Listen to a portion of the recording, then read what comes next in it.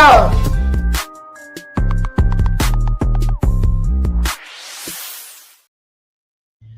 Good evening. Welcome to the Steel City Huddle podcast. I'm Leanne Lohman, joined as always by Zach Franciscus. And man, Zach, are we going to open the show every week with just when we thought nothing was going to happen, something crazy happens? This wild ass trade situation yesterday, on a scale of 1 to 10, did you see this coming? Negative 50, no, right? Negative on the people who we acquire, the people we sent, everything. 100%, no chance. I thought that was going to, and the amount of people on Twitter that are being trolled right now, like Pittsburgh reporters, they're pulling up. It's like, hey, you said no. You said no one I am thought this. so glad I didn't comment. I was like, I don't know what this team is doing this offseason. It's been a weird offseason. I'm not going in with we're definitely not doing anything else, because the last time I did that, I ended up on freezing cold takes. So I'm not doing that anymore. I can't even, it's when we lost to the Houston Texans. Oh, that was embarrassing. Oh, God. Oh, with goodness. What's his face? Green. Oh, my God. That's right. So embarrassing. This kind of feels like games. It's why I don't talk shit before games. And the one time I did, I ran my mouth and we lost. I take total responsibility for that loss. This kind of feels like we've been watching a different television show for the last couple weeks. In the last 2 weeks, it turned into a murder mystery, and we didn't expect it to happen. It's a different show now. Yes. So if you're living under a rock somewhere in Yinzer Town, the Steelers made a wild 3-player trade with the Miami Dolphins. The Steelers got Jonnu Smith and Jalen Ramsey, and the Dolphins got our beloved Minkah Fitzpatrick back. You should remember that although he feels like a Steeler at heart, he was originally drafted by the Dolphins. He hated it there. He begged to leave. He was being used improperly, and he wanted out. Times have changed in Miami since Minkah was there originally, so hopefully this is a better situation from him. And then on top of that, there was kind of a late-round draft swap, like a 5th-round pick and a 7th-round pick. And that was it. And, I mean, from all accounts, look, you can't grade a trade until after you see how things play out. And I understand that I think Jalen Ramsey is 31, so he's up there. And I understand that Jonnu Smith is not coming and stepping in as a wide receiver too. So people need to get that out of their heads. But I think, this feels like this holistic thing. I sat planning for this show today, trying to figure out, I'm usually like a planner and break everything down. But I think this is something we just kind of have to dive right into and just talk about, because everything is so intermingled. You've got, how will the Steelers use Ramsey? How will the Steelers use Jonnu Smith? Then on top of that, you've got, what do we do without Minkah, right? We didn't get rid of Minkah to bring in an equivalent player. They're different positions. So how do you replace Minkah? And what does all this mean? And, was the Minkah trade, was this the best answer?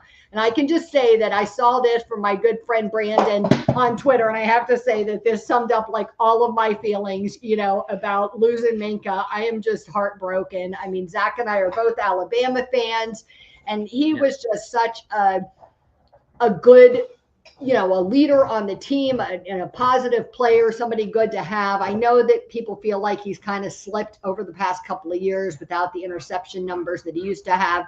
So let's talk about that. Do we think Minkah really slipped? Do we think it was the defense? Zach, what are your feelings about all of this?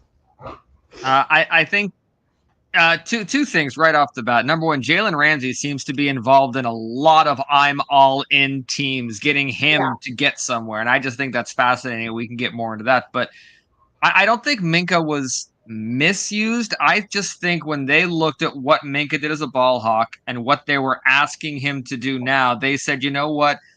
There's other people that can do what we're asking you to do. You do other things better. And Mark Caboli on his thing was saying that what Minkah couldn't get out of was whenever he was asked to be that middle of the field, safety, make sure it's all, he would get into his own head and try to make things happen when his job was to let other people do the job. And that comes down to, I don't think Minkah trusted the guys in front of him as much as he did the last couple of years. Yeah. And because of that, Minkah took a lot on himself. Yeah. I think that's, I think that's fair. I mean, I think, look, we're going to talk about this a little bit later, this idea that Minkah has been dismissed because he was a problem. We got a great tweet to go along with it. But there were issues on the secondary. And I just find it hard to believe that those issues were Minkah. Like, we saw him as the player who stepped up as a leader, who dealt with Pickens, who dealt with Deontay Johnson, fighting with Mitch Trubisky and whoever else he was fighting with. And just step up time and time again. We saw him shoulder responsibility for the things that were going wrong with the defense. And I think last year the majority of us felt like there was other problems. So maybe he was frustrated. That seems logical. I was frustrated. I can't imagine how he would feel. So, but it is fair that he was wildly expensive, and then on top of it, not as productive. So while a reliable tackler, he was not having that secondary impact that we hoped for.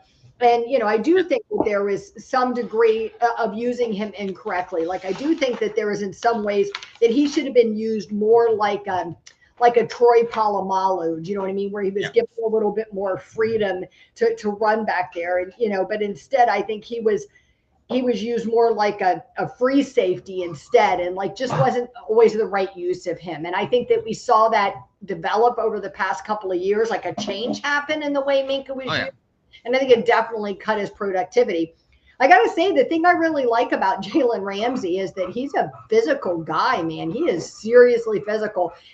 I know that he is not the Jalen Ramsey of even 3 or 4 years ago, but he was still a highly productive player last year. And what a dangerous room that becomes with those guys. You've got Joey Porter Jr., Darius Slay, and Jalen Ramsey. And all I could think about when I heard this was that for Joey Porter Jr., this has to be the most surreal thing. Like, here's this young kid now going to be teammates with these guys he watched play when he was like in high school and looked up to, and now they're his teammates. Like, I don't know that there could be a better situation for him.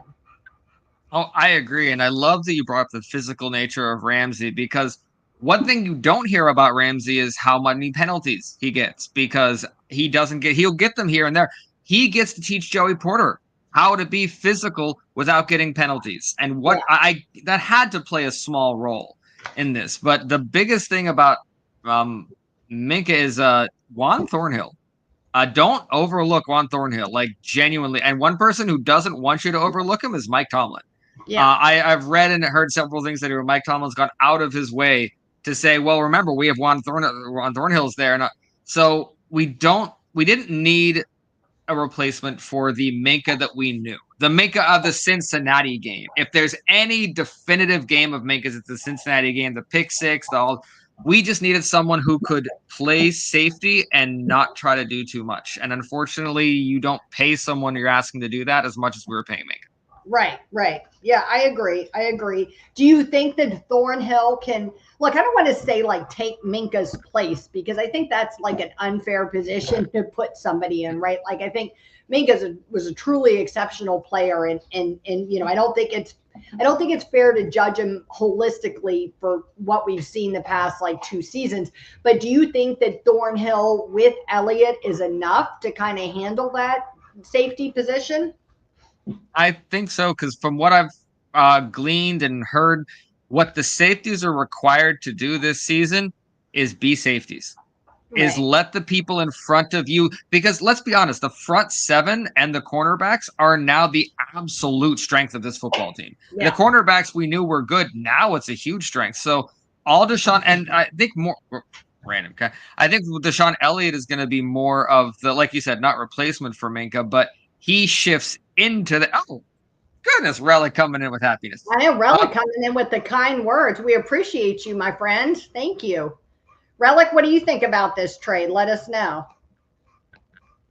Yeah, this is fascinating, because I think as far as the leadership factor, as far as what he's going to be asked to do, Elliott is going to be the one who's going to move into what Minkah did, and Juan Thornhill is going to switch to the Elliott position. So and I think everyone's really excited about this, because this is just a huge switch from a couple weeks ago. We were talking before, and we'll get more into it, that we went from rebuilding to something very different very quickly. Yeah, this is a really strange thing, and I agree with you. I think let's go ahead and talk about it. And then we'll get into Jonnu Smith a little bit. But Zach, I mean, the mantra like last season, even with Wilson and Fields, I don't think anybody seriously thought we were going to the postseason. And look, I understand there's a lot of fans who don't think we're getting to a Super Bowl this year. But I think that this is really interesting. I mean, the Steelers are making big, big moves, and I think it's really interesting. There was 2 tweets. I pulled them to bring up on this show tonight I thought were fascinating that kind of spoke to that. Tom Pelissero talked about how the Steelers are loading up on veterans this offseason. In a separate tweet, he had talked about how they're all in 2025, and that plan includes TJ Watt. We're going to talk about Watt in a little bit, so I want to kind of bench that. But this idea of bringing in these, power veterans to be able to go all in on a Super Bowl this one year that we have Aaron Rodgers as a quarterback, since Rodgers has already reportedly said he's one and done. And then you saw Jordan Schultz said that the Steelers are making it clear this is a new era of football in Pittsburgh, aggressive, bold, and willing to build however it takes to win. And I think that that's really fascinating. Making the playoffs isn't the goal. Chasing a Super Bowl is, and they're going for it. And I think they're going for it in a big way. I mean, Zach brought up before the show that this is not the stuff we saw when Kevin Colbert was around, and I think it's true, and it makes me just every year love Omar Khan more and more because look, what is that stupid poster about shooting for the moon and you land in the stars or something? That's how I feel. Like this might not be perfect, and we might not get to a Super Bowl this year, but there's not one person at the end of the season will be able to say the Steelers didn't try to do something like we've heard in years past. Oh, 100%. And what cannot be lost in this is that very, very few teams, if any, can walk the line of build for now, build for the future at the exact same time. Yeah. And somehow we're doing it masterfully. We still have all these investments in young people. We still have a quarterback that we're going to get somewhere down the line. It's not going to cost us any money. And yet we're getting all these guys. What I'm so excited about is it's like the Steelers really listened to the fans and said, okay, we've caught up. We understand the modern NFL. We understand what is necessary to keep yourself competitive, and we're going to do that. And that's genuinely exciting. Yeah. Yeah. Relic says he doesn't feel comfortable giving up a 28-year-old for a 31-year-old unless they're still in their prime. As for the tight end, not much for his blocking time will tell. I don't know. I had to distance myself, and I get it. I had to make myself say this was not a 1-for-1 swap necessarily because they don't play the same position. So you're not trading one player for the other player. I do think it's interesting that Jalen Ramsey played some safety when he was in college at Florida State. Now that's obviously been a decade or something. So that's been a while, but I do think it speaks to his versatility.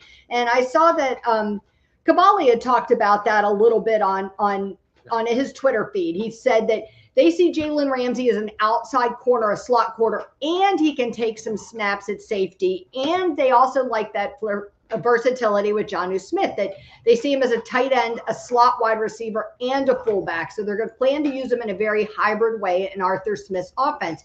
And I think that kind of flexibility, that's something that we heard a lot of heading into 2024, looking for these players that have versatility. And that seems like that must be a continuing trend.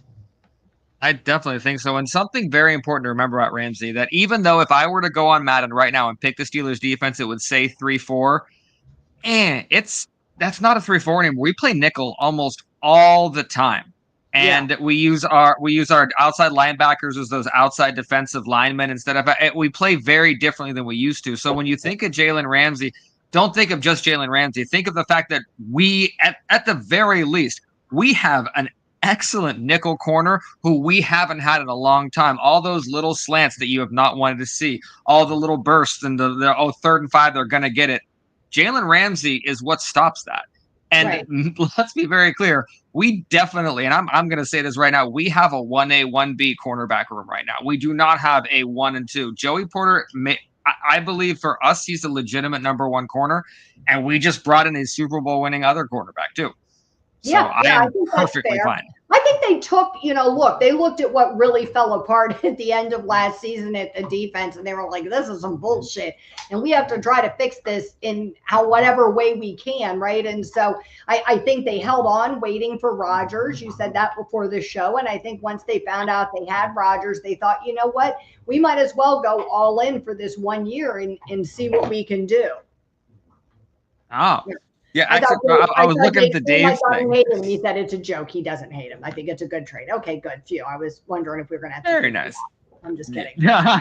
I think the whole thing is interesting. And you saw that, really on Twitter, like the players, the former players, all sharing their thoughts about it. Trey Essex spoke up. He said, getting Jonnu in the deal as well as sold me. I love Minkah. Always a strong sense of comfort with him back there. But I like what Elliott has become with us. I'm confident he can hold down the fort, especially with a trio of corners that has a chance to be one of the best in the league. Hate to see 39 go, but this is a great value we're getting in return. That's true. This trade, me, and don't get me wrong, I love sentimentality and loyalty. That was raised on that. Like, that's the Steeler way. Yet there had to be some shedding of that to get some success. And I think Khan came in, and there's been a lot of tweets, a lot of stuff that said, Khan simply says, and this might sound cold, I don't care how long you've been here. I don't care what you have done while you're here. If you don't match what we're going to do next, you need to go somewhere else. Yeah. Now with Minkah, it was different. Respected leader, so we're going to find you the best fit. Minkah probably had a say in it because remember when he left Miami, he definitely was more outspoken, but he didn't like the way he was being used. And we know for a fact he didn't like the way he was being used these last 2 years. Yeah. So and I think you saw that. I mean, I think you saw that and you felt that. I did a lot of articles over the past 2 years about, what's wrong with Minkah Fitzpatrick?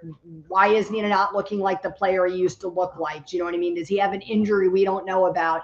Then the season would end. He'd come back the next season. He's still not getting interceptions. Do you know what I mean? Is it the people surrounding him? I felt like, we talked about this a few minutes ago, like it's a little bit multifaceted in that I feel like there were a lot of weak links on that defense last year and holes. And then I think Minkah becomes the person that's trying to plug all those holes. And it's just not possible. You know what I mean? It exposes other weaknesses. Then if he's being used somewhat inappropriately, that makes it worse. And I just think it spirals from there. Oh, absolutely. This just is going to change so much about the defense because like I said, this is all about you don't need a guy like Troy Polamalu on this team right now. When we had Troy, that was brilliant. And Troy asked Dick LeBeau. Troy was going to do what Troy was going to do. Half the time, Dick LeBeau had no say in that. Right. But Dick LeBeau also planned that defense to accommodate Troy Polamalu being Troy Polamalu, right? You can't if you're gonna put people in these little cubby holes, then you have to build your defense so that they work in, man or whatever it is so that it makes sense. Exactly. And the people who specifically say, oh, Minkah fell off, Minkah wasn't productive, but the same people that said straight up without any caveats that Najee was worse than Warren because of the results. Yeah. If you don't look at the X's and O's and the game tape and the usage of it, but the problem is Minkah's usage as he got further into the season, he got more frustrated. And the best way to look at that is that nasty stiff arm that he took against Derrick Henry in the playoffs. That's not the Minkah we know. Minkah makes that tackle, but Minkah was in his head.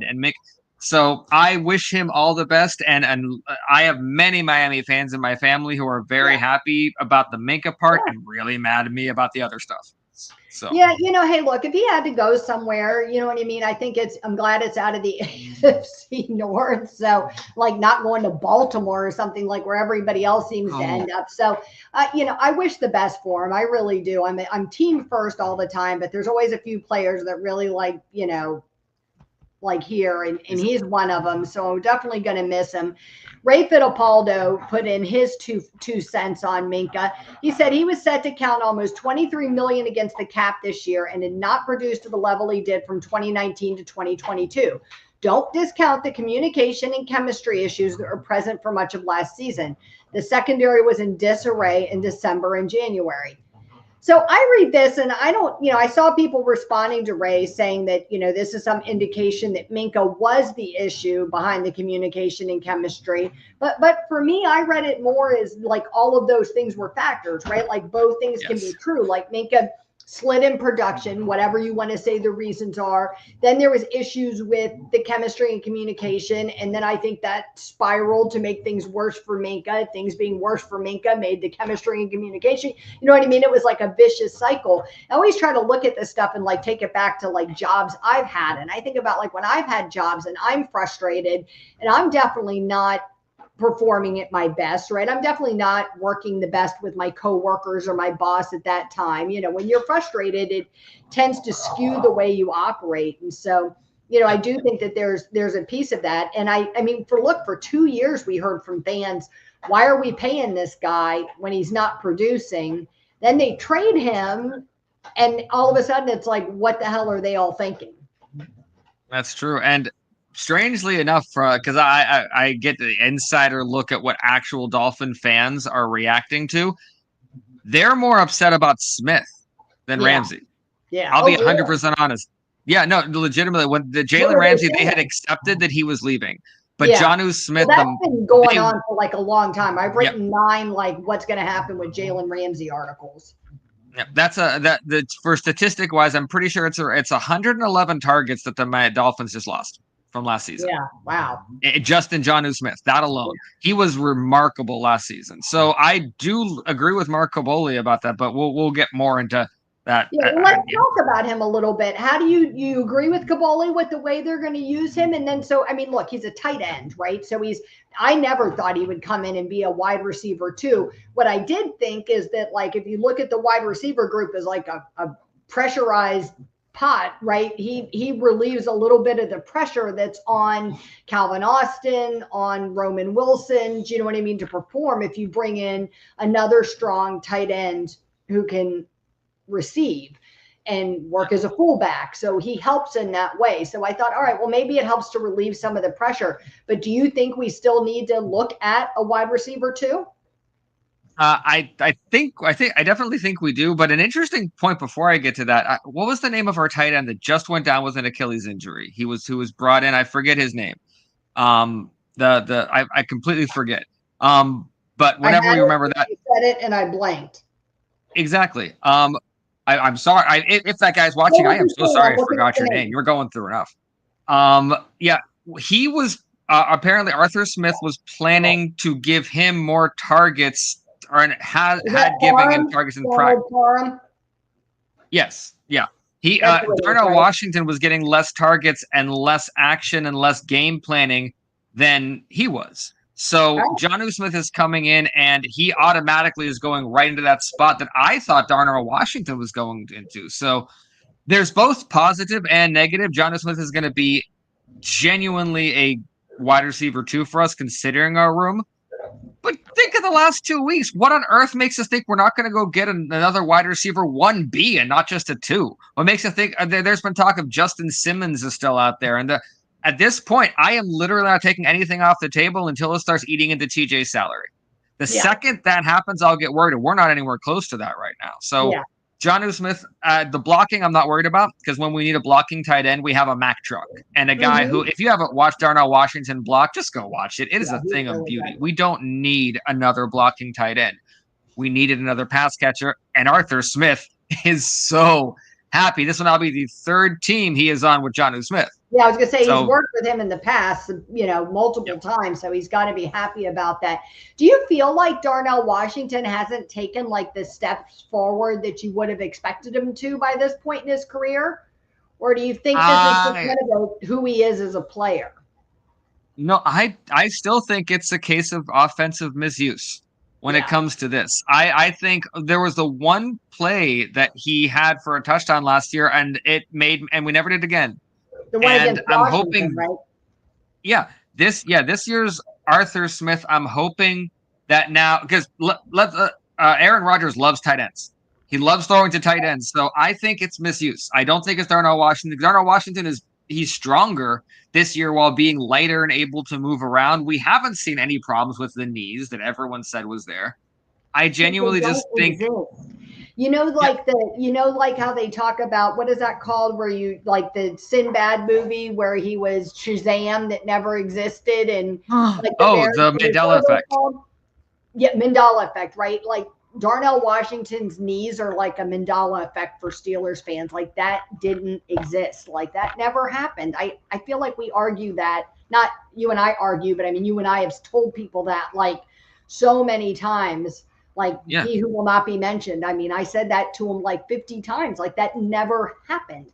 Like, do I think that he's 6'8" and so maybe your knees take more of a strain? Sure. I think that's probably valid, right? I mean, 6'8's got to be rough on the joints, but there's nothing in his medical history to indicate that he's got like shoddy knees. Exactly. And this is a perfect time for all of this to happen because while the players are off enjoying their last little bit of freedom, the coaches are building their game plan. And Arthur Smith knows what he has now. There was a lot of, okay, what quarterback am I going to have? What this? He has a full offense to work with now. He knows who his running backs are. He knows who his tight ends are. Unless they bring in another wide receiver, he knows who his pass catchers are. I'm excited about the particular timing of this because I want him to take that step forward as an offensive coordinator that he didn't seem to be able to. And you feel like at this point, like even if we do get another wide receiver at some point between now and the season, right? You can kind of slot that guy in without it being this like massive overhaul. Do you know what I mean? Having DK Metcalf, I feel like relieves like the anxiety that, you know, like, I don't know, that I felt last year when we had only George Pickens and you were like, oh shit, what are we going to do? Right. This room full of like misfit toys. So I feel like much better about this situation. I also feel like people really discount Calvin Austin. And I think he's, you know, he's consistently improved every year that he's been in the league. I think he's not great, right? I don't think he's ever going to be like an elite wide receiver, but I think he's been improving every year. And I think that that's got some value. And we still don't even know what we have in Roman Wilson. He's like a brand new draft pick. Exactly. And to kind of pinpoint down a big reason why this year is going to be different than last year. Every time we came out with a one wide receiver set and three tight ends, I put my head down and I was like, "Oh my god, that is going to be DK Metcalf, Pat Freiermuth, Jonnu Smith, and Darnell Washington with Jalen Warren in back." That is an amazing group of guys. Automatically, I feel better. So if Arthur Smith wants to run that a bunch, fine. And honestly, right now, if Arthur Smith wants to run his toss plays, he has the running backs to do it. So, I mean, because the pain in my heart every time Najee was given a toss play, I'm like, well, you don't know your players. So it's different this season. Well, I'm going to go out on a limb in saying that because we haven't seen a thing. We haven't even got to camp yet, but I can't imagine how it's not going to be different because and not just positivity. There must be an exuberance in the Pittsburgh locker room right now in that roster about look who we got. Look at that's exciting because knowing that your front office is going to bat for you, that means a lot, especially after the disappointment last season. So yeah, I agree with you. I think it shows a significant effort on the part of the team. I know that, you know, you sent me that video earlier, Cam Hayward on his show where he was upset about losing Minkah. I mean, obviously didn't see this coming. So, you know, I know that nobody wants to lose a guy like that, but by the same token, I mean, football is a business, right? And, you know, we were almost on the verge of losing Cam Hayward last year, and that's like hard to imagine. You know, he is Pittsburgh. So, you know, these things happen. It's just an unfortunate side effect of, you know, today's NFL that it's, you know, it's not your father's NFL or even the NFL of our childhood where guys were one helmet guys for their careers was the norm and not the exception. But let's talk about the elephant at the buffet table. I mean, really, why are we not moving on from Cordarrelle Patterson at this point? I mean, seriously, are you punking me? Why is he still on the roster? I can't think of one good reason. If somebody has one good reason why he's still on the roster, please tell me. Because if anybody, like Zach's cat could suit up and I think be more effective than he was at any point last season, except for that one catch he had. Yes, and I don't. There's no good reason. I'm racking my brain. The only thing is Arthur Smith is his friend. There you go. You know the guy to get you into the club. I don't know any other reason. Because there's no other. It's not like I can't connect the dots. There's one dot. There's no other dots to connect. Right. And if that's the reason, man, that's a tough pill to swallow, right? Like, yeah. You can't your friends now, on a football team. We only got 53 spots. Like, you can't be giving pity spots to people. And even let's just say it's financial. Let's say that because of his contract, he has to be released, or that after this, that's still a pity move. That's still someone else that wasn't able to get in here. Someone else that and we have Calvin Austin is 10 times the returner that Cordell Patterson is now. Don't get me wrong. Dude is NFL best. He'll probably, if he gets to anywhere close to a Hall of Fame or Ring of Honor, will be for a kick returner. But kick returns are quickly becoming a thing of the past. Yeah. So we got Calvin Austin when we need it.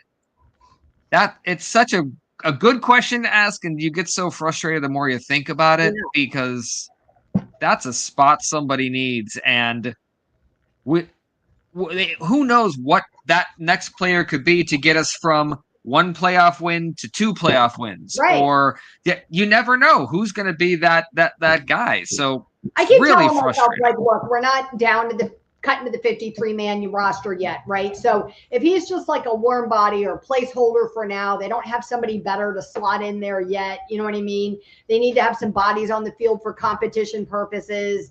He's teaching the younger guys, whatever it is, maybe that's the reason they're going to keep him on the squad for right now. Relic, with the conspiracy theory, says he's on the team because rumor has it he has info about Arthur Smith trying to sabotage Mike Tomlin and get his job. I mean, what? I say, what? Come on, really? Yeah, Arthur Smith, I don't know that he has any shot at Mike Tomlin's job. I hope that's the reason why. I think that would be fucking interesting to leak out for real. Exactly. You go through all the different positions, because don't get me wrong, CPAC can play a lot of positions. Not well, but he can. So kick returner, Calvin Austin has taken his place. Depth running back, Kenneth Gainwell is there. We don't need him. Depth wide receiver. We have tons of depth wide receivers. That's all we have other than DK Metcalf. We have depth wide receivers. Jack of all trades, we've got Jonnu Smith, right? So, it really feels like he's redundant and irrelevant. No shade on the man. He was a great player, in his time. The stuff he did on kick returns was amazing, but we're not there anymore. Relic, I'm not talking about now. I was talking about past Cordell Patterson. Yeah. Because past Cordell Patterson, when you hold NFL records, I don't care what the NFL record is, you got the thing. So yeah, I 100% agree with you. Respect, but look, Jerome Bettis was amazing and went to the Hall of Fame. I don't want him back as our running back next week. Do you know what I mean? He's just doesn't have it anymore. I'm sorry, it doesn't take away from what he did. It's just not there anymore. Like that old ass running back you sent me earlier today that I thought you were saying we signed. They just don't, they just don't have it anymore. Relic said that you better stop talking about Najee. Ran uphill in waterlogged jeans fast. CPAT runs downhill in cement jeans. It's rough. It was rough watching him last year, truly. Yeah. I'll give him another 2 days to release him because of the Jonnu Smith and all that. But after that, there's no more excuses now, but then when there's they start even making less. cuts, he's got to be somebody who goes. When they start seriously making cuts, he's got to be somebody that goes pretty early on. So Zach sent me this early, and I thought this was really interesting because Steelers fans do a lot of trash talking about the team and how it's not good anymore and how we're not serious anymore. And he sent me this tweet from Matt Williamson, and then Zach was nice enough to do the math for us. Over the last decade, Pittsburgh has started 9 quarterbacks: Ben, Landry Jones, Michael Vick, Mason Rudolph, Duck Hodges, Mitch Trubisky, Kenny Pickett, Justin Fields, and Russell Wilson. Only Trubisky has a losing record as a starter. You see Zach over there on the right did all the math for us. That is pretty remarkable. So their starting stats, that's kind of ridiculous. Even Duck Hodges is 3-3. And if you'd asked me who was the worst, I would have said Duck Hodges. So I'm shocked. And there's some you look at that, I didn't know Mason Rudolph had a 750% win percentage. I didn't know that. Landry Jones, you would have asked, I would have assumed he would have been 1-6 or something like that. But this and we were talking about it, this just shows who the Steelers genuinely are. That, we haven't won a playoff game in a little bit, and we haven't gotten the Super Bowl, but look at this. Yeah. I wanted to do a comparison to the Cleveland quarterbacks and what their record is, but it got kind of laughable, and I really didn't want my stepdad to never speak to me again. So but it's like 6 slides to fit all their quarterbacks on there just from the last decade. Yes. So I mean, just right off the bat, that's in the last decade we've only had 9. That's and we've been in flux for a little while. Most of those are from the last couple of years, but my goodness gracious. So yeah, but I just the pride I see when I look at Ben's, I'm like, yeah, all the little numbers, and then look at Ben. There you go. Yeah, and I think look, I think it speaks. I think it speaks to the fact that this organization better knows what it's doing than people give them credit for at times. Look, I'm right there with everybody on being frustrated about the playoffs. I really am. I get it. I get the frustration. I get the aggravation. But then I look at other teams, the Miami Dolphins. I mean, they were supposed to be it a few years ago, and they've done nothing. I mean, they've just dropped off the radar. You look at, that other teams that are out there that just never, ever get it together, never, ever make it. And despite first round draft pick after first round draft pick, low first round draft picks, they just don't improve that much. Relic said, didn't see Pat have one good game where he was 4 carries for like 48 yards? Yes, that's accurate. I was going to look to see if I could figure out. He had one game where he had 6 carries for 43 yards, and that was his best game against the Colts. Yep. Yeah, I remember that. He scored 1 touchdown. That was against Baltimore in the loss to Baltimore. Yep. Yeah. And other than that, he had 4 carries for 33 yards. That was his second best game. I mean, that's. It was that was genuinely rough, and just no reason at all. So now, and I'll take the flack if people want to give it to me for this, but I'm looking at the acquisitions, the fact that Aaron Rodgers is actually here, all of this guy, that it feels very Los Angeles or wherever the Rams were at that time when they made the Super Bowl run. Yeah. Where they said, we're all in, except the only difference is we didn't mortgage our future to do it. And somehow we're still in very similar position. Matthew Stafford, veteran quarterback, but I'd have Matthew Stafford any day over Aaron Rodgers. But we have Aaron Rodgers, so I'm going to breathe through that one. But maybe even a little bit like Tampa Bay, where they had like a lot of good pieces, and they brought in Tom Brady and Gronk, you know what I mean, and won that Super Bowl. And I'm not saying Aaron Rodgers is Tom Brady by any stretch, but similar feel to where they didn't sell the farm to be able to get there, Yeah, and I like that it doesn't. I was worried that if we did something like this, it would be a Aaron Rodgers and pals kind of thing. Yeah. And it kind of seems like, while I'm sure he has a say in this, these are real, like, actual choices that aren't made based on who Aaron Rodgers hangs out with in his free time or who Aaron Rodgers knew from other teams, like Alan Lazard or all that everyone said we were going to get. So I'm genuinely happy. Like people thought it would at all, which I think is good, reassuring. Yeah. Exactly. So this was interesting. So Jerome Bettis tweeted out, look, I'm not usually one to read into stuff, but the timing of this is interesting. You can have all the talent in the world, but without heart, you won't last long. Lead with heart. Now, look, Jerome Bettis might be talking about a nonprofit agency he works with. He could be talking about, the people who work at his local Publix grocery store. I don't know. He's obviously didn't say anything specific about the Steelers, but the timing is definitely odd. And I'm curious, do you think he was throwing a little shade at Pittsburgh? Do you think he feels like we have talent but no heart? And if so, who's heartless? Aaron Rodgers. Yeah, pretty much. I was kind of surprised because Jerome Bettis doesn't tweet a lot. He just not. And so when you decide to do that, and this was a thought out one, there was hashtag, there was all this stuff. So to me, it wasn't just a Minkah thing. Yeah, I think it was, and Jerome Bettis has been outspoken when he doesn't like something the Steelers have done since the day he retired. I mean, it was like he was waiting to do it. Yeah. He was saving up all his receipts and ready to go. He was, and I think he's taken a swipe here, and he's saying that he doesn't like the direction it's going, and the problem is, I'm sorry, Bettis, boss, we will love you every single day for what you did for this team. Yeah. but you played a long time ago. This is a very different NFL, and you can't be successful the same way those Steelers were. The homegrown, do it through the draft every once. Like I think I heard on a podcast there was one off season where we did really well, but all we did was bring in Leonard Pope, the only free agent guy we brought in. It's a different time now. So, but yeah, what a weird swipe and unnecessary, sir.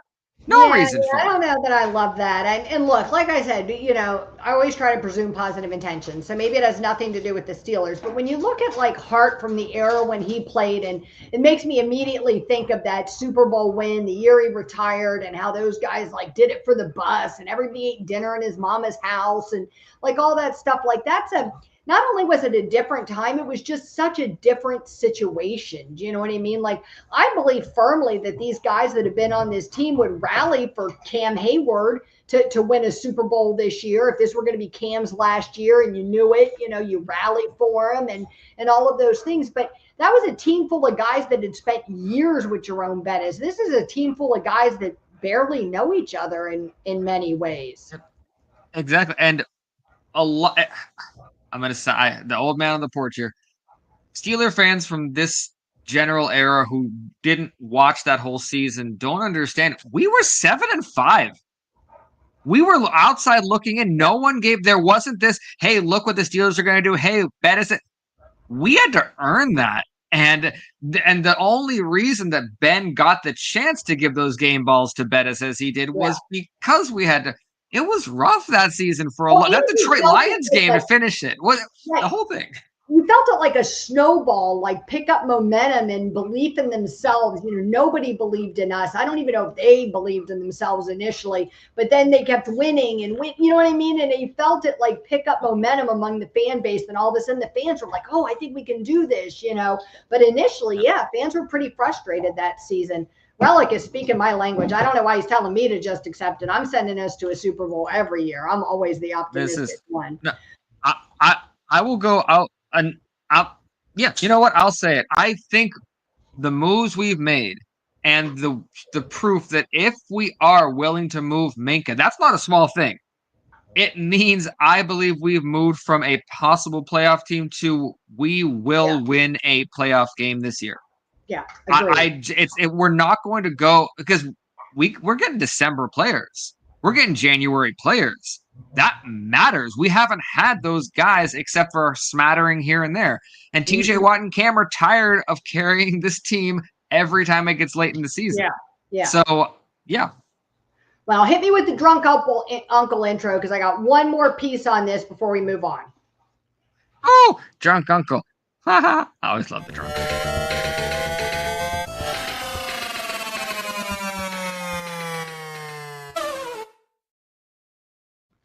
To be fair, I don't follow this guy, so I don't know who he was.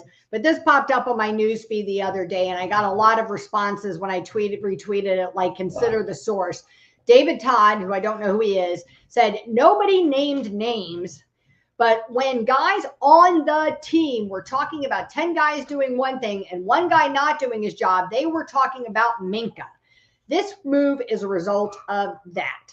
I think this has to be the worst take I've heard about the Minkah situation that I can possibly muster. I alluded to it earlier, like we heard Minkah's entire career in Pittsburgh. We've heard about him separating players who were arguing, stepping in and trying to mentor guys, stepping up and being a leader in the locker room. When all that nonsense was going on with Deontay Johnson, it was Minkah and Cam Hayward who were in there trying to problem solve. And we've heard time and time again about his leadership. I find it really hard to believe that he was the one guy who was out there not doing his job. Like, I think there's some next level players who play with more passion than anybody else. And I think Minkah's one of them. Now, was he always getting the results he wanted? No. And were we getting the interceptions we wanted? No. And I think there's reasons for that, but I don't think it's that he was the guy that everybody was pointing fingers at. Oh, I 100% agree. And if you want not proof of it, but to me, a little ways to sway you, what Aaron Rodgers, I think, like the day or two after the mini camp when he was on the Pat McAfee show, he brought Minkah Fitzpatrick up specifically about how impressed he was with his leadership and how vocal he was on the field, and he couldn't wait to pick his brain. you don't say that about someone who doesn't know how to be on a defense like that. So the whole defense didn't know how to communicate. And also, I'm kind of disappointed we don't get to see Minkah in this defense, not because of what he can do, but because the communication will be better. The offense is already saying that in minicamp they couldn't hear their own calls because of how loud the defense were communicating, and Minkah was a big proponent of that. Yeah. So none of this stuff. Well, yeah, Minkah may have got frustrated at some point, and a couple times it wasn't always Minkah. Right. So yeah. I don't know. To me, we saw like a noticeable drop off when Cam Sutton came back. I don't know if players weren't happy that he was there, despite outward facing comments that, thrilled to have him back or whatever. I don't know if people weren't happy to have him back. I don't know if he wasn't fitting in. I don't know what it was. But to me, I felt like there was a noticeable drop off when Sutton was on the field. And I felt like Minkah was covering for him a lot of times at the expense of his own game. And I think that's because he's a teammate. Yeah. And all of this is kind of in cementing to me that last season, I think, was like a dress rehearsal for how they went at it this year, because they kind of did the Timu version of all they're doing this year. This year we got Aaron Rodgers. Last year we got Russell Wilson. This is we just kept Van Jefferson last year, DK Metcalf this year. It's okay. Let's test out what a small contained version of going for it is like, and if it doesn't work, let's look at it. And I think they looked at it and they're like, it wasn't the fact that we did it wrong. We just didn't do it enough.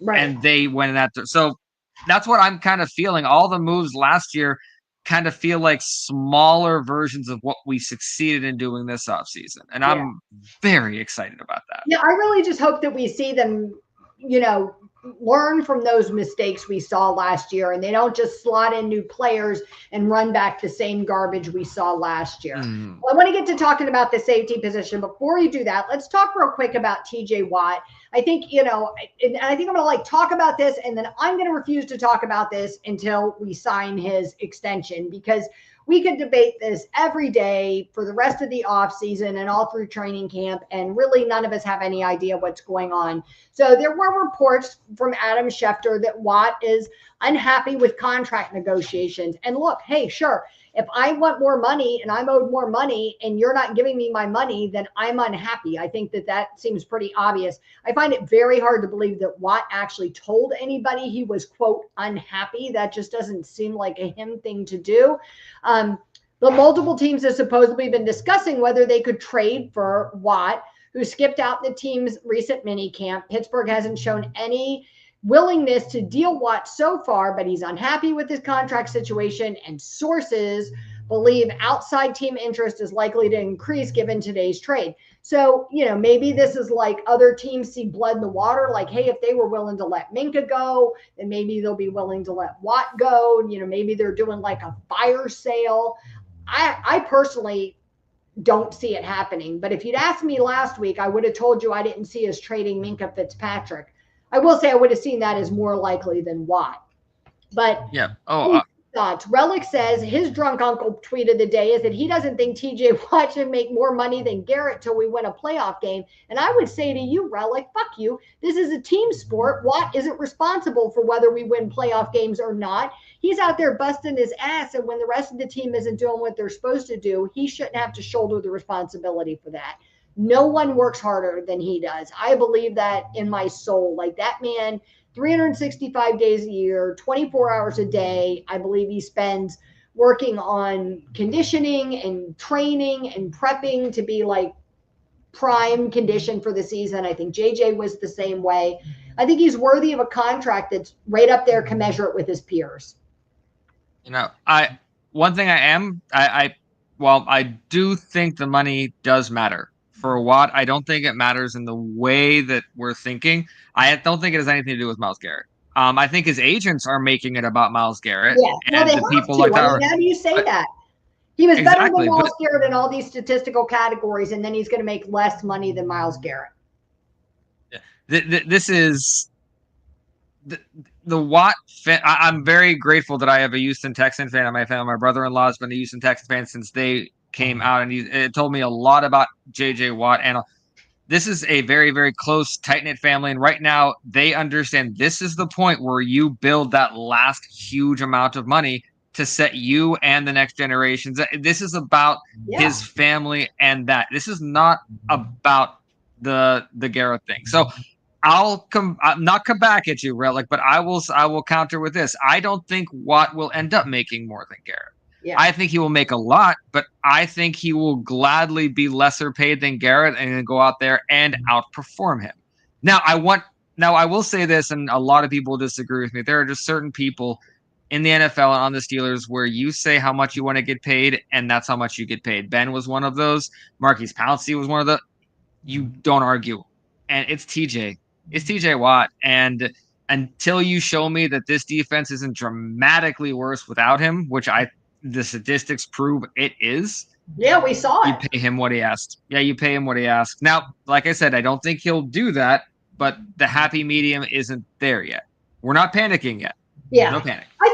I think personally, like, I feel like for TJ, I agree with you. I think a big part of this is about generational wealth and setting up his family. I think he had the best possible role model he could have had in his brother, and seeing how JJ did this. I mean, you see very much that he emulates all these things JJ did. So I very much think that's part of it. But I also have to imagine that there's a part of it for Watt that's about respect, right? Like, we've seen him feel disrespected in the past, like when he got screwed out of the Defensive Player of the Year when it should have been his for Myles Garrett. Like, we saw him literally like walk out of the award ceremony and tweet how angry he was. Like, it was there, you know what I mean? He felt disrespected. And so I do think that there's a part of this where respect needs to matter to him. And the question is respect equal more than Garrett and Max Crosby? Does respect equal that neighborhood? You know what I mean? Where you get me close and at least I'll feel like I'm in that top ranking. Like, I look at it like this. Like, if I were TJ Watt and I was one of the best edge rushers in the nation, and let's say I ranked 2 or 3 or wherever they rank him, right? Let's say I'm ranked up there. Then I want to be paid 2 or 3. I don't want to be paid 8, 9, 10. You know what I mean? Like he is right now. So I look at it that way. I think it's fair. I don't think he'll screw the team over. Like, I don't think he's trying to gash him, for every penny. I don't think he's trying to do a Deshaun Watson contract and, get every possible cent he can out of him. I think he is a team player in that way, and he knows that they have to pay other guys too. But I do think that they have to find that sweet spot between proving they respect him and his contributions to the team and being able to pay him what's fair. Because I don't think we overpay players. We just don't. We'll let them walk away. Let's be honest, and especially the Steeler fans, it's always a shock when get this reminder that football's a business. Yeah, it really is. And I never expected them to make Hines Ward hold out for people who forgot that. There are people in the Steelers who have had to do this because it's a business. I mean, they forced players out. Do you know what I mean? Forced them into retirement. Look, you only have to look, and it has to be a stark reminder for TJ Watt. If I'm Watt's agent, I'm on the phone going, this is a business to them. They traded Minkah Fitzpatrick, like the second or third most beloved player on the team behind you. If they'll trade him, they'll trade anybody. You have to protect yourself, right? You're not doing favors for this team. This is your job. This isn't your That's a very good point. Right? This is your job. None of us work for free. If you do, you're stupid, right? If you work overtime, you expect to be paid. Yep, and we're until we live in that, distant utopian society where money doesn't exist, then, that definitely matters. Yeah. So I really hope that, because it's true. The only concern I have about this whole thing, because I do think TJ will sign, I am weirdly calm about the whole thing. Yeah, I think he'll sign. I'm not worried about it. I think it's going to happen. I think it's going to drag on just like it did last time. I mean, we all forget we did this in 2021. He held out in training camp. He showed up so he didn't get fined. He participated in meetings and whatever and didn't practice until they got the deal done. And I think it's going to be something similar. Now, it'd be interesting to see if Omar does it a little bit faster this time. I'd like to think so. I think it'd be nice to have Watt out there in training camp with all these new defenders, but I'm not worried about him. I don't think he needs to be there for everything to be successful. Exactly. And I'm not worried about the kind of shape he'll be in when he gets there. I'm just, the only thing is that I do feel the longer this goes on, the more his price will start to go up because of that respect thing. And so the longer the Steelers want to hold him, someone has to go to the front office and say, guys, we're going to pay him. You do know this, right? So just, So Minkah Fitzpatrick, we will forgive. I'm just saying, there are lines, Pittsburgh. Yeah, so, Omar Khan, if you're listening, there are lines, sir. I will not be happy. So, well, let's switch gears before the show ends and talk about safety. And I guess my big question, Zach, we put safety on the list for today before we knew this was going to happen. And we were like, this is such an easy positional group to talk about, like not that hard, so reliable. And now here we are, no Minkah Fitzpatrick.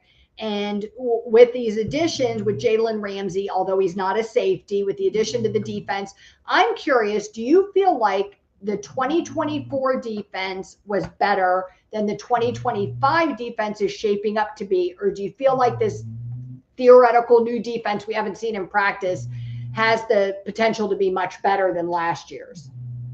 Last year's is a whole. Let's not just say last 4 games, right? Last year as a whole. Yeah.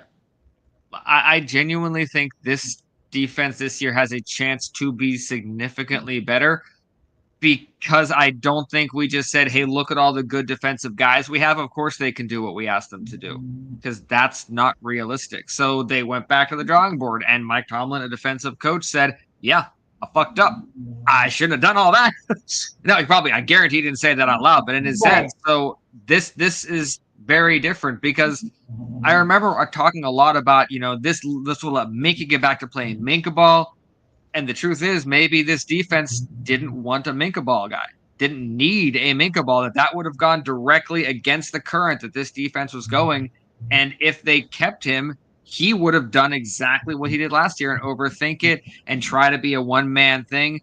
What they wanted was someone who would just be a safety and someone who could tackle. Yeah. So they had that in Minkah, but he wasn't content just being. So it changes a lot about how I see this defense, and it means there's a ridiculous amount of trust in this cornerback room. Yeah. So yeah, hard to argue that cornerback room is hands down going to be one of the best in the league. I think it was Trey Essex that we pulled it up from earlier that said that. I mean, I think that's hard to argue with. Absolutely, and the difference is I always say that the reason Troy Polamalu could be Troy Polamalu is because he had people like Ryan Clark and Chris Hope with him. What it's suddenly become is now we have a backfield with Ryan Clark and Chris Hope, but no Troy Polamalu. And I'm curious what that's going to look like because I've never seen a Steelers defense with 2 purely responsible safeties. And what I mean, a safety that's not going to constantly go and roam and, he's a middle linebacker.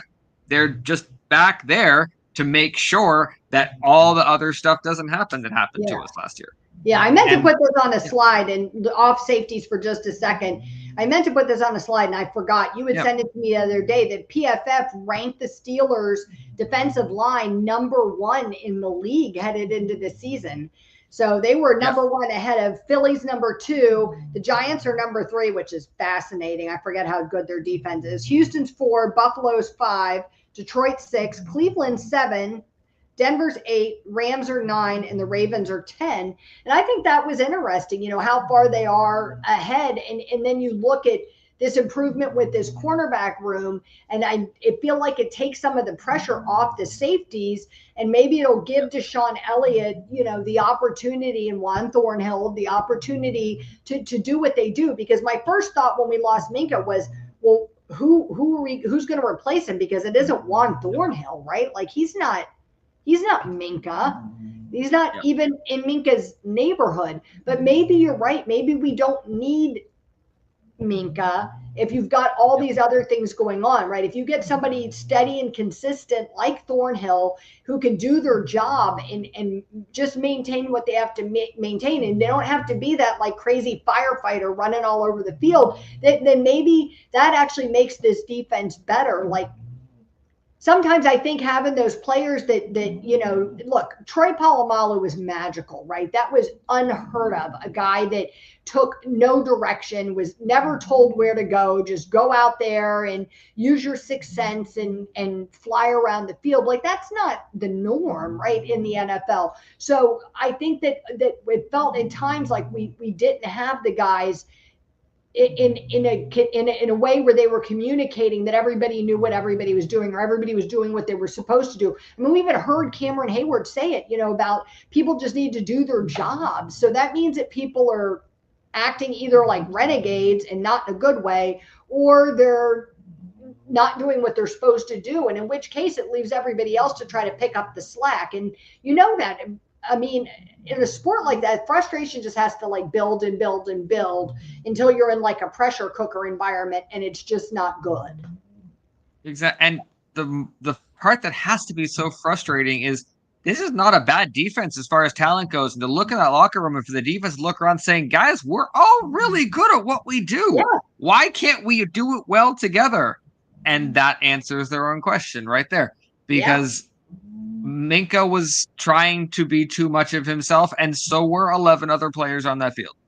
So now, who was it? Cam Hayward said something about that last year. You can't, you can't act as individuals, right? You have to go out there and act as a unit. And so, I don't know. Look, I don't know enough about Jalen Ramsey since I'm not a Dolphins fan. I know that he's been very outspoken in the past about his teammates that's rubbed people the wrong way. But, maybe he can, as a little bit older guy now, maybe he can help be one of those guys that galvanizes this group. Maybe this change brings enough excitement to this group that they think, this is a cause worth getting behind, or this is a group worth getting behind. Like maybe the shakeup of losing Minkah, while you'd hate to see the guy go, do you know what I mean? They're able to look at this group and say, we have the talent. Like whatever happened last year's in the past, like this is a different defense. We have to figure out how we come together and work as a unit. I mean, Tomlin's got to be able to do something with this group. Exactly. And I'll do a fun sports crossover in a weird way. This is kind of like a team going into the locker room in hockey and pulling their goalie. Not just because they got to make a statement saying none of you are good enough, and now look what you did to the goalie. I have to pull him. Yeah. And the team responds. So in a small way, that could be, this is like, guys, listen, we wanted to keep Minkah. Would have been great. You guys didn't do what you're supposed to do to help us keep Minkah. Now you got to do better. That's ownership. I hope this defense owns that, because it was after week 15. I was on Mark Bully's podcast. He was talking about Deshaun Elliott speaking after the week 15 loss and saying just stuff like this shouldn't happen in week 15.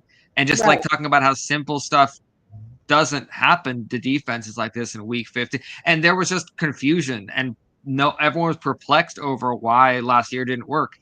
And I think maybe this also helps them put that behind them a bit, saying, okay, now we have to move on, because not a lot of us are going to be left if we keep doing this. Right.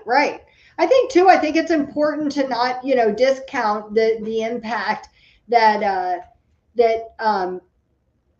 Elliott had on this team last year. Do you know what I mean? Like, I think he's a solid player. Do you know what I mean? And I think it would be remiss to diminish his role in that room and on that defense last year. Do you know what I mean? Not saying he's old Minkah by any stretch, but I think it would be unfair to diminish that. No, I absolutely agree. I think everyone should expect to see what at times might be classified as a bit more of a boring defense.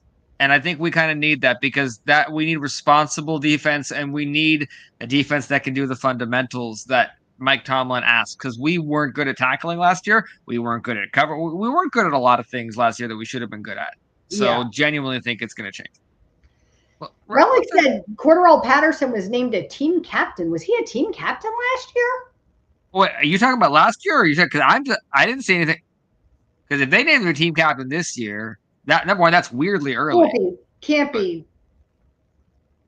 It's too early for this year. This year, where? Okay, I need the breaking. I'm trying to see. You say it's break that. Are they? Oh, this year? Are they listening? What? Are they listening to us? And they just want to piss us off? That can't be right. I'm trying to see. Oh, you know what? Calm down, Relic, you bastard. I'm on my phone here trying to figure out how I don't. Oh, he's got me Okay, over you know what?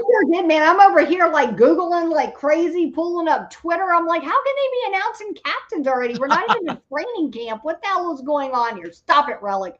Stop it. We just traded Minkah Fitzpatrick. There is no reality that can't happen in Pittsburgh right now. Right. So Well, this is like the multi-verse shit that I'm living in. That like you feel like anything could happen.